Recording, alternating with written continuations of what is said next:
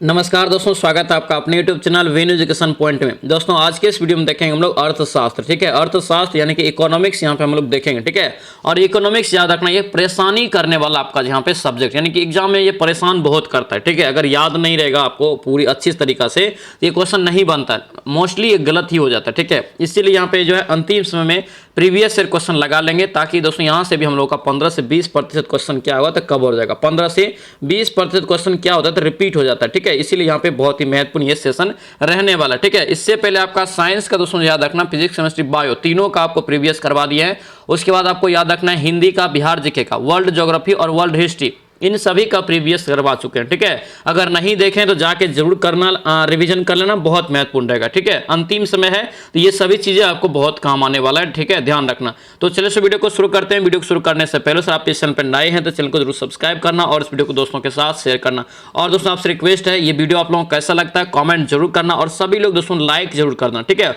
और शुरू से लेकर लास्ट तक आप लोग वीडियो को अच्छे से जरूर देखना, बहुत महत्वपूर्ण ये वीडियो रहने वाला है। ठीक है, तो चलिए वीडियो को शुरू करते हैं। देखिए यहाँ से पहला चैप्टर से यहाँ से अगर हम देखेंगे दोस्तों यहाँ पे, तो देखिए पहला चैप्टर आपका है अर्थशास्त्र के सिद्धांत। क्या है?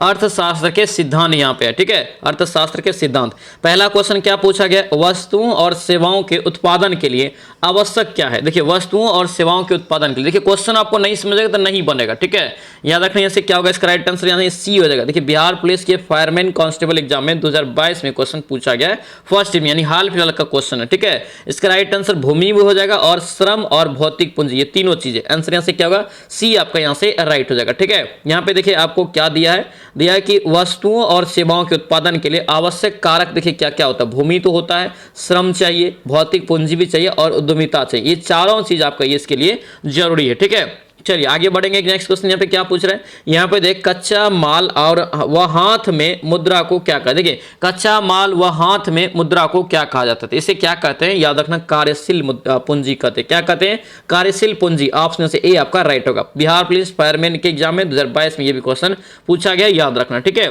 चलिए आगे बढ़ेंगे। नेक्स्ट क्वेश्चन बताइए, मानव पूंजी में निवेश करने की जरिया क्या है? मानव पूंजी में निवेश करने का जरिया पूछ रहा है, याद रखना क्या होगा? ये शिक्षा और प्रशिक्षण दोनों के द्वारा। ठीक है, आंसर यहाँ से सी आपका राइट होगा, याद रखना। मद्य निषेध कांस्टेबल में पूछा गया 2022 में। देखिए सेम डेट में आपका ये क्वेश्चन सब रिपीट हो रहा है। ठीक है, आगे बढ़िए, क्या पूछ रहे हैं, करे कि डैश सरल रेखीय पूर्ति वक्र का क्षैतिज अक्ष पर अंतः करे कि चाप धनात्मक हो तो पूर्ति का लोच क्या होगा? देखिए यही सब क्वेश्चन आपको नहीं समझ आएगा तो नहीं बनेगा, इसलिए अच्छे से इसको जो है समझ के याद रख लेना। ठीक है, एक से कम यहाँ पे होगा, क्या होगा? एक से कम सरल रेखीय पूर्ति। ठीक है, आंसर बी यहाँ से राइट हो जाएगा।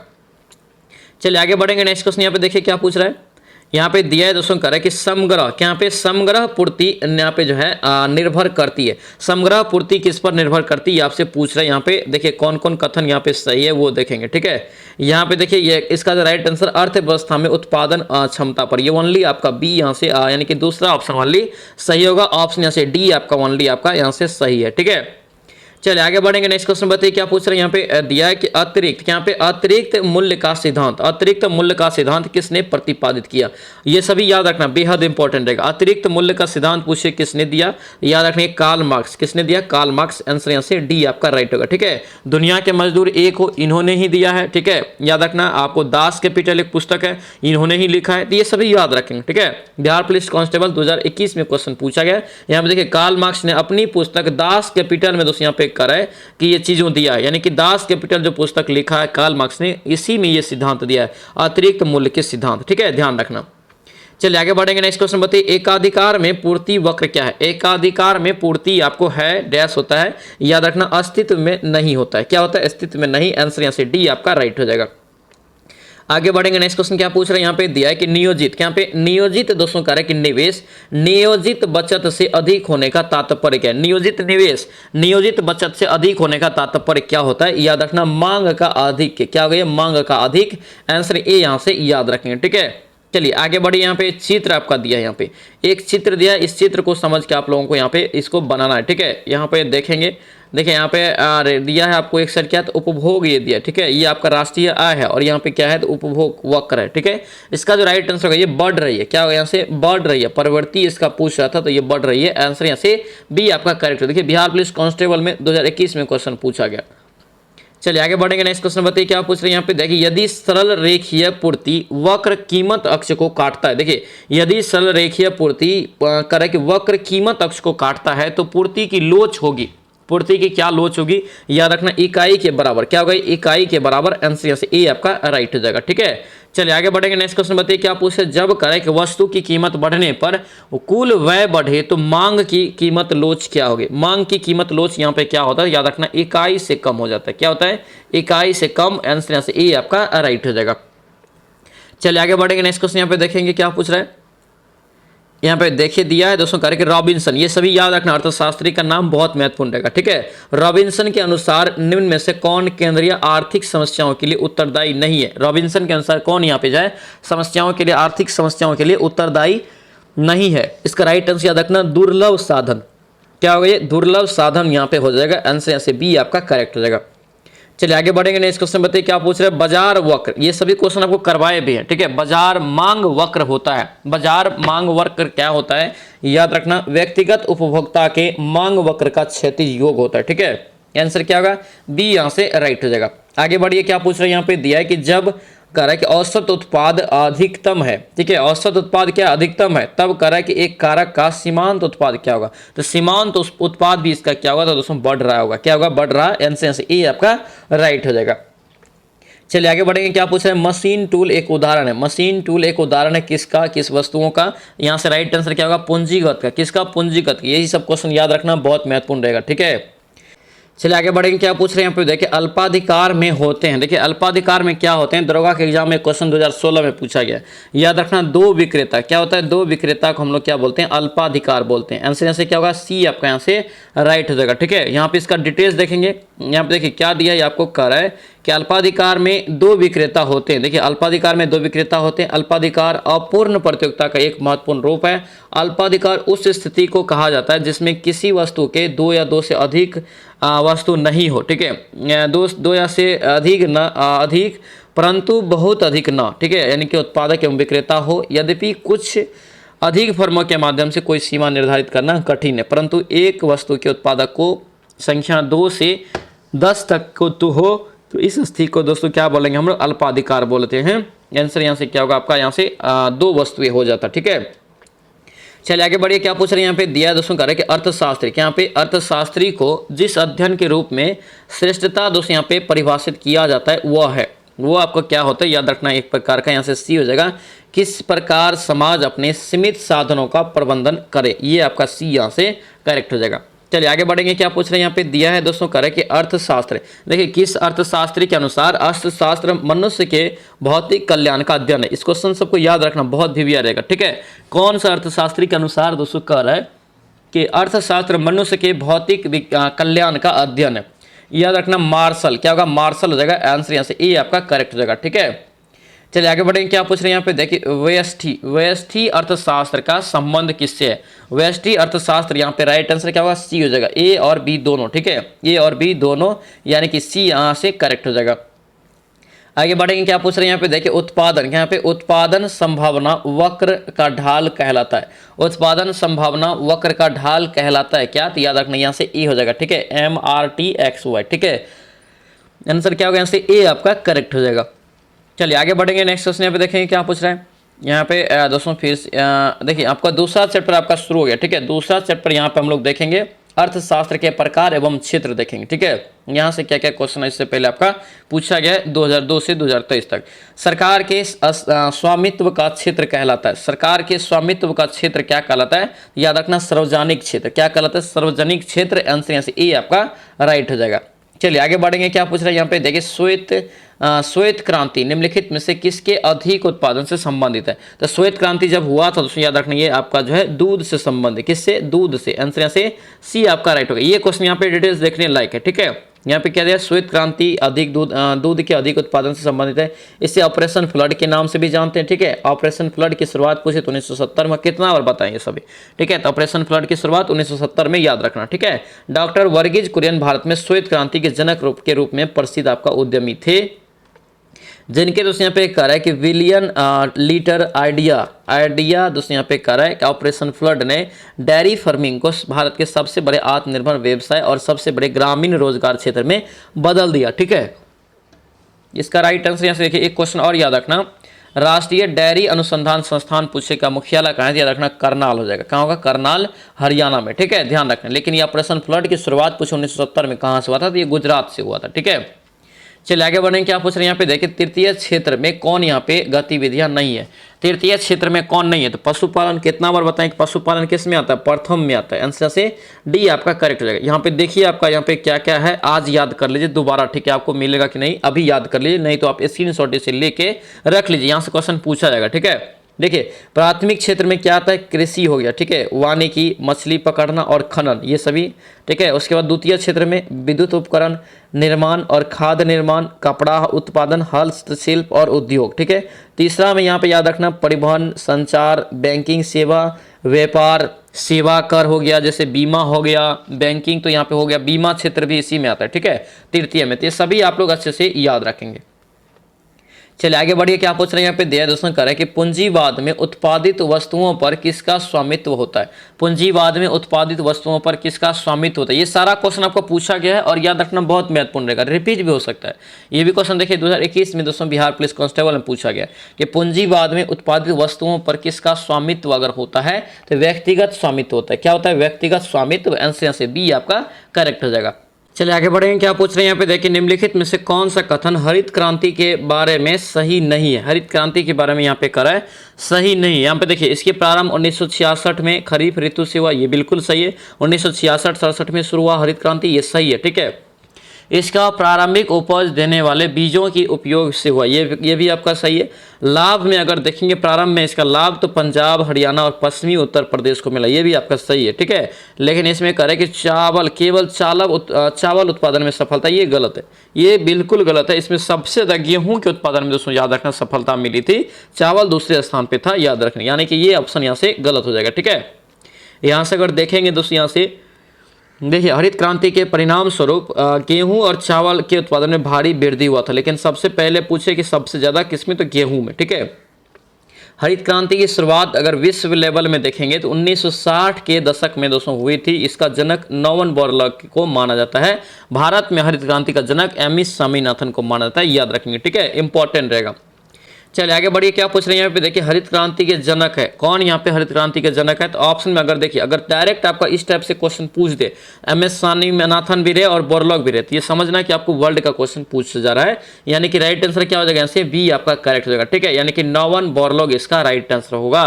अगर वर्ल्ड में पूछे तब याद रखना एमएस स्वामीनाथन हो जाएगा, याद रखना। ठीक है, इंपॉर्टेंट रहेगा, ये सभी पॉइंट को अच्छे से याद रखना, बहुत इंपॉर्टेंट रहेगा। ठीक है, हरित क्रांति के जनक नॉवन बोरलॉग। यह क्रांति 1960 में शुरू की गई थी, देख सकते हैं यहाँ पे। 1970 में नॉवन बोरलॉग द्वारा उच्च उपज देने वाली किस्मों को यहाँ पे करा कि विकसित करने और उनके कार्य के लिए शांति का नोबेल पुरस्कार भी दिया गया था, याद रखना। ठीक है, लेकिन भारत में हरित क्रांति की शुरुआत का श्रेय अगर जाता है तो एमएस स्वामीनाथन को जाता है, याद रखेंगे। ठीक है, चलिए आगे बढ़ेंगे। क्या पूछ रहे हैं यहाँ पे देखिए, पिछले कुछ वर्षों में अर्थव्यवस्था के किस क्षेत्र ने बिहार में सबसे तेजी विकास दर्ज किया। यानी कि अर्थव्यवस्था के किस क्षेत्र में दोस्तों कह रहा है कि सबसे तेजी बिहार में देखने को मिला है। ठीक है, याद रखना ये सेवा क्षेत्र में, किसमें, सेवा क्षेत्र में। आंसर यहाँ से बी आपका दोस्तों करेक्ट होगा। ठीक है, इस डाटा को भी याद रखना। 2021-22 के अनुसार बिहार ने 2016-17 और इतना के दौरान देखिए यहाँ पे दिया है कि 2% द्वितीय क्षेत्र में या प्राथमिक क्षेत्र में,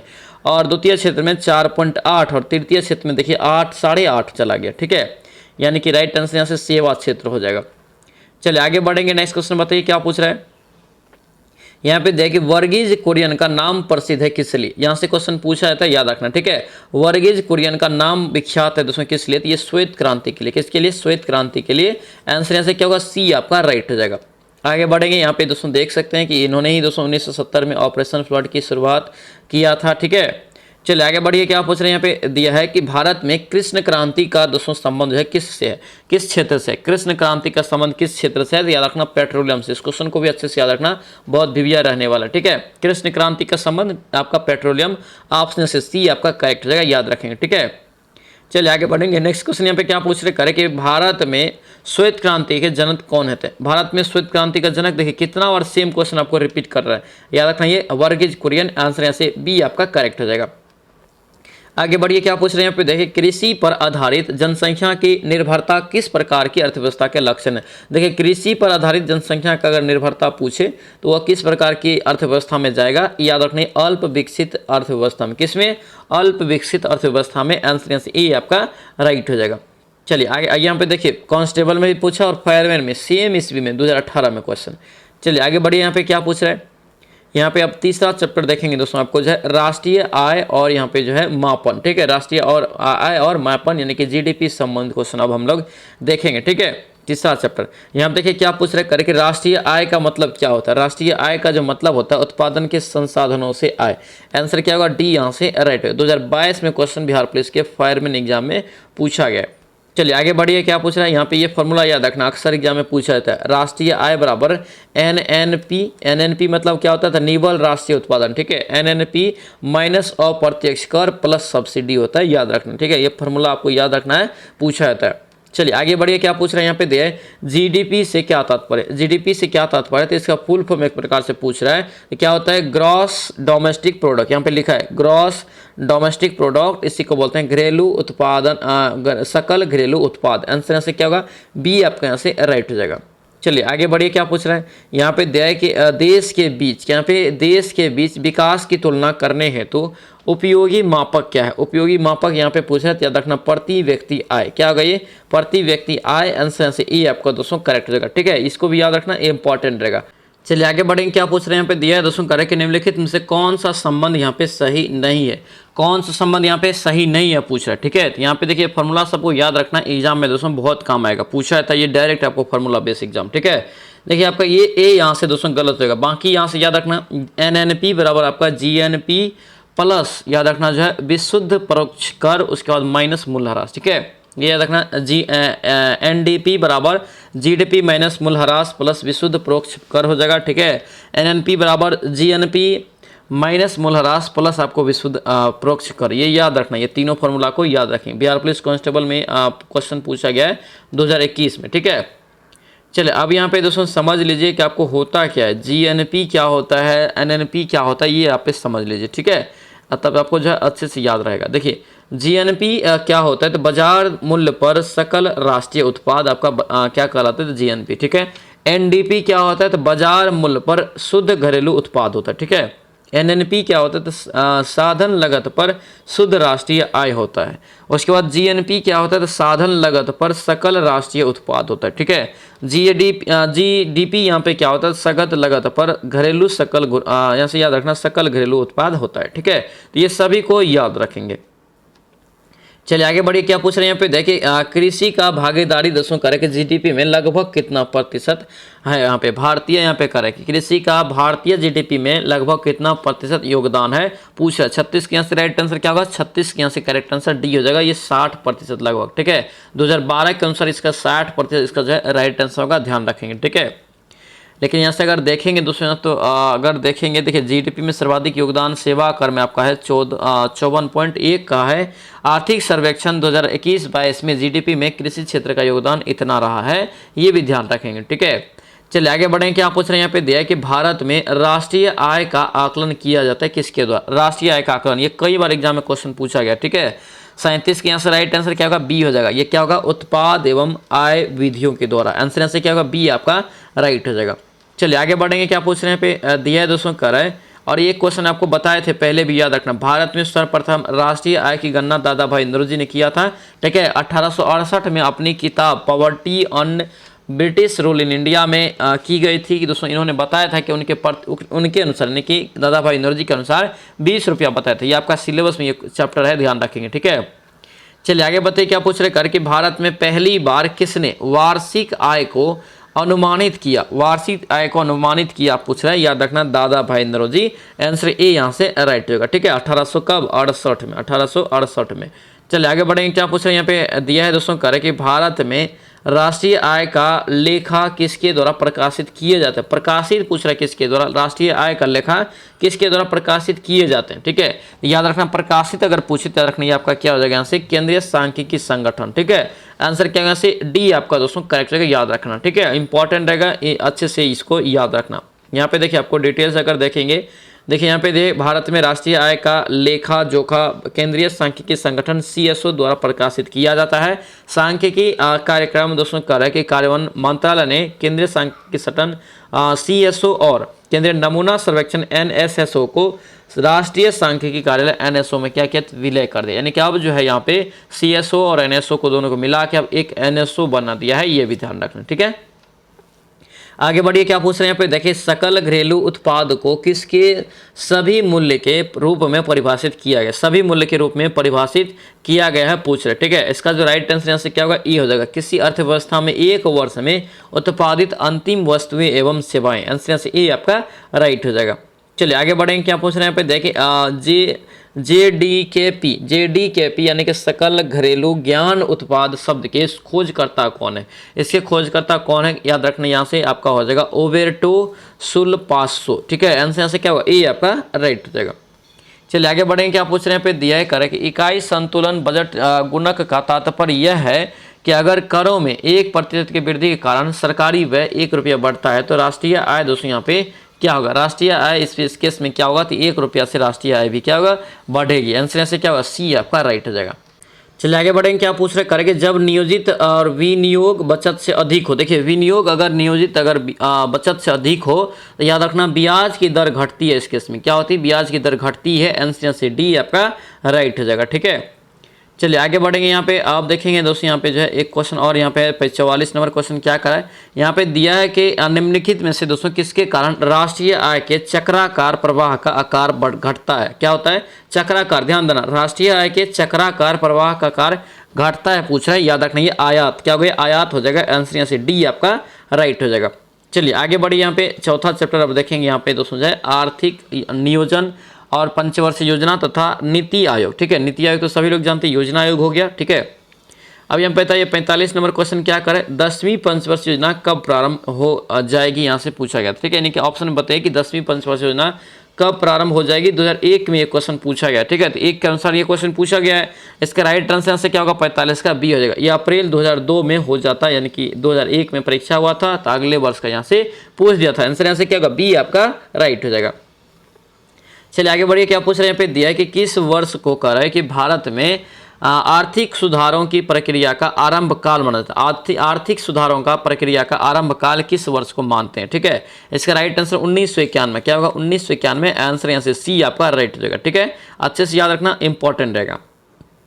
चलिए आगे बढ़ेंगे, क्या पूछ रहे हैं पे दिया है दोस्तों, कह रहा है भारत की पंचवर्षीय योजना कह रहा है कि किस वर्ष प्रारंभ हुआ, भारत की पंचवर्षीय योजना किस वर्ष प्रारंभ हुआ पूछ रहा है। तो प्रारंभ जो हुआ था याद रखना 1951 से, कहाँ से, 1951 से। ऑप्शन से बी आपका राइट हो जाएगा। ठीक है, यहाँ पर देखेंगे तो कितना बार आपको डिटेल्स भी बताएं। ठीक है, देखिए भारत में पहली पंचवर्षीय योजना की शुरुआत 1 अप्रैल 1951 को प्रारंभ हुआ। इस योजना को दोस्तों याद रखना जो हेराल्ड डोमर मॉडल, कितना बार पता है कि कोई भी चीज़ हरा जाता है पहली बार तो हम लोग खोजते हैं, बोलते हैं भी हरा गया, इसी प्रकार से याद रखना हेराल्ड डोमर मॉडल। ठीक है, इस योजना का उद्देश्य क्या था, तो संतुलित विकास की प्रक्रिया को आरंभ करना था। ठीक है, जिसमें कृषि क्षेत्र को बहुत ही उच्च प्राथमिकता दिया गया था, ध्यान रखना।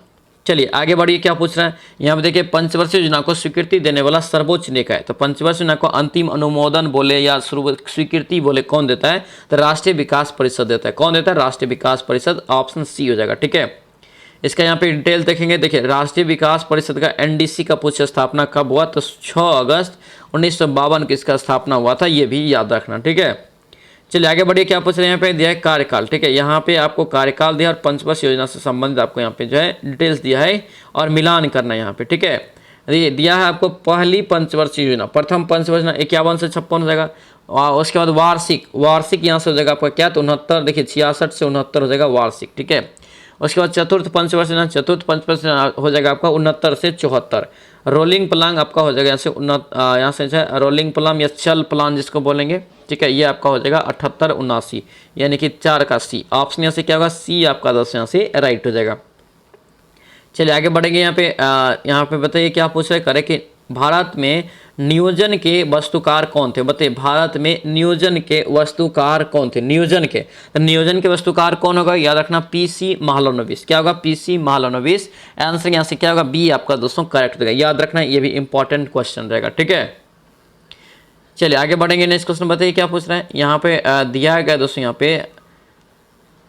यहाँ पे दिया है किस पंचवर्षीय योजना का मुख्य उद्देश्य करे कि तीव्र और अधिकतम समावेशी वृद्धि है। देखिए, किस पंचवर्षीय योजना का मुख्य उद्देश्य तीव्र एवं अधिकतम समावेशी है। ये सभी याद रखना, बहुत महत्वपूर्ण रहेगा। कभी भी ये क्वेश्चन आपको पूछा जा सकता है। ठीक है, इसका जो राइट आंसर यहाँ से होगा सी हो जाएगा। ठीक है, 11वीं पंचवर्षीय योजना, ऑप्शन यहाँ से सी आपका क्या होगा? करेक्ट हो जाएगा। याद रखना, 11वीं पंचवर्षीय योजना का अगर पूछे कि कार्यकाल कितना था, याद रखना 2007 से 2012। क्या होगा? 2007 से 2012 तक। ठीक है, चलिए आगे बढ़ेंगे। नेक्स्ट क्वेश्चन बताइए क्या पूछ रहे हैं। यहाँ पे दिया है दोस्तों, कर है कि 7वीं पंचवर्षीय योजना के अंतर्गत अपनाई गई विकास व्यूह रचना थी। विकास व्यूह रचना कौन इसमें हो जाएगा? ठीक है, तो ये आपका हो जाएगा कृषिगत विकास भूमि उन्मुख समृद्धि। आंसर यहाँ से क्या होगा? बी आपका यहाँ से करेक्ट हो जाएगा।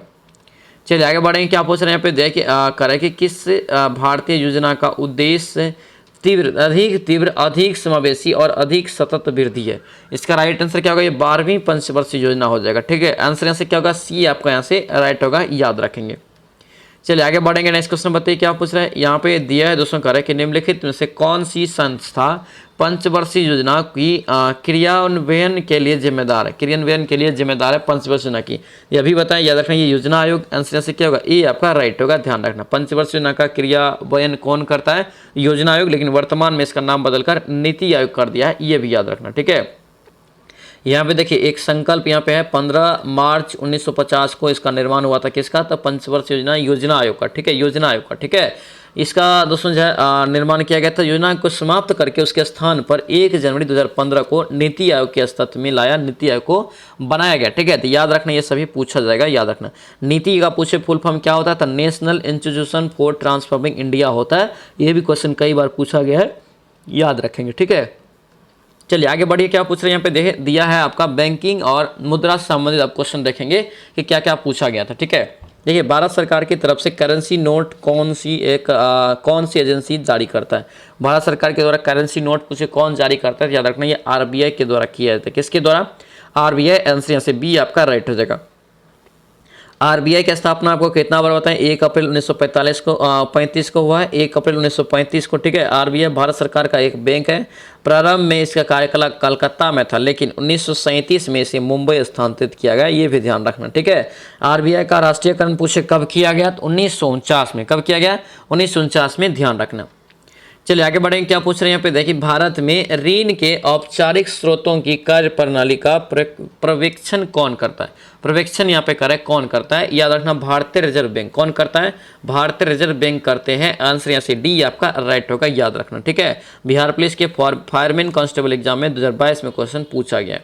नेक्स्ट क्वेश्चन में देखेंगे दोस्तों, क्या पूछ रहे हैं यहाँ पे दिया है, करे कि स्वयं सहायता। ये क्वेश्चन आपको बताए हैं। ठीक है, जब 9th क्लास का इकोनॉमिक्स आप लोगों को पढ़ा रहे थे, उसमें भी ये क्वेश्चन बताए हैं। ठीक है, तो अच्छे से याद रखना। स्वयं सहायता समूह में ऋण संबंधी अगर अधिकांश निर्णय पूछे कौन लेता है? याद रखना, सदस्य के द्वारा ये लिया जाता है। किसके द्वारा? सदस्य के द्वारा। आंसर यहाँ से बी आपका राइट हो जाएगा। याद रखना। ठीक है, चलिए आगे बढ़ेंगे। अब नेक्स्ट क्वेश्चन बताइए क्या पूछ रहा है। चलिए यहाँ पे नेक्स्ट क्वेश्चन देखिए, आईएफसी। क्या यहाँ पे आईएफसी दोस्तों आपको पूछ रहा है। आईएफसी यहाँ पे दिया है आपको दोस्तों यहाँ से कि आईएफसी कोड में कितने अंक होते हैं? आईएफसी अंक में अगर पूछे कोड में कितने अंक होते हैं?